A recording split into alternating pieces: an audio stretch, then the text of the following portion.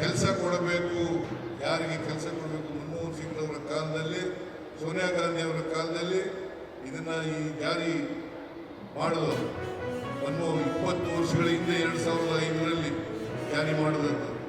ಇದು ಮಾಡಿದ ಮೇಲೆ ಹಳ್ಳಿಗಾಡಿನ ಜನ ಕಾರ್ಮಿಕರು ಯಾರಿದ್ದಾರೆ ಅವರಿಗೆ ದಲಿತರು, ಮಹಿಳೆಯರು, ಸಣ್ಣ ರೈತರು ಇವ್ರಿಗೆಲ್ಲರೂ ಕೂಡ ಕೆಲಸ ಕೊಡ್ತಕ್ಕಂಥ ಇದನ್ನ ಮಾಡಿದ್ದಾರೆ.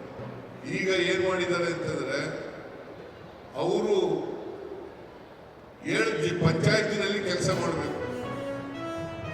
ಮಹಾತ್ಮ ಗಾಂಧೀಜಿಯವರ ಹೆಸರನ್ನು ಬದಲಾಯಿಸಿದ್ರು. ನಾನು ಅದಕ್ಕೆ ಹೇಳಿದೆ, ಅನೇಕ ಕಡೆಗಳಲ್ಲಿ ಹೇಳಿದ್ದೀನಿ. ಮಹಾತ್ಮ ಗಾಂಧೀಜಿಯವರ ಹೆಸರನ್ನು ಬದಲಾಯಿಸಿ ಅವರು 2ನೇ ಬಾರಿಗೆ ಮಹಾತ್ಮ ಗಾಂಧೀಜಿಯವರ ಹತ್ಯೆಯನ್ನು ಮಾಡಿದ್ದಾರೆ ಅಂತಕ್ಕಂಥ ಮಾತುಗಳನ್ನು ಹೇಳಿದ್ದೆ.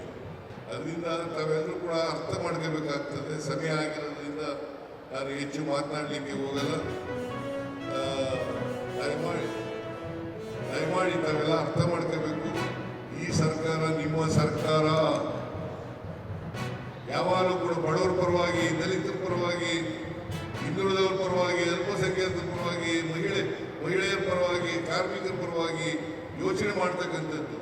ನಾವೆಲ್ಲರೂ ಕೂಡ ನಮ್ಮ ಪಕ್ಷ ಮತ್ತು ಸರ್ಕಾರ ನಾವು ಯೋಚನೆ ಮಾಡ್ತಕ್ಕಂಥದ್ದು ಎಲ್ಲರೂ ಒಳಗೊಂಡಂತ ಸಮಾಜವನ್ನು ನಿರ್ಮಾಣ ಮಾಡಬೇಕು ಅಂತಕ್ಕಂಥದ್ದು ನಮ್ಮ ಉದ್ದೇಶ. ಆದರೆ ಬಿಜೆಪಿಯವರು ಜಾತಿ ಹೆಸರ ಮೇಲೆ, ಧರ್ಮದ ಹೆಸರಿನಲ್ಲಿ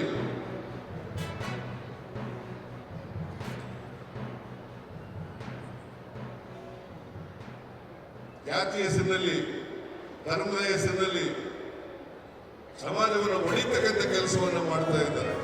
ದಯಮಾಡಿ ತಾವೆಲ್ಲರೂ ಕೂಡ ನಾವು ನಿಮಗೋಸ್ಕರ, ನಿಮ್ಮ ಸರ್ಕಾರ ಇದು, ನಿಮ್ಮ ಸರ್ಕಾರ, ನಿಮ್ಮ ಆಶೀರ್ವಾದದಿಂದ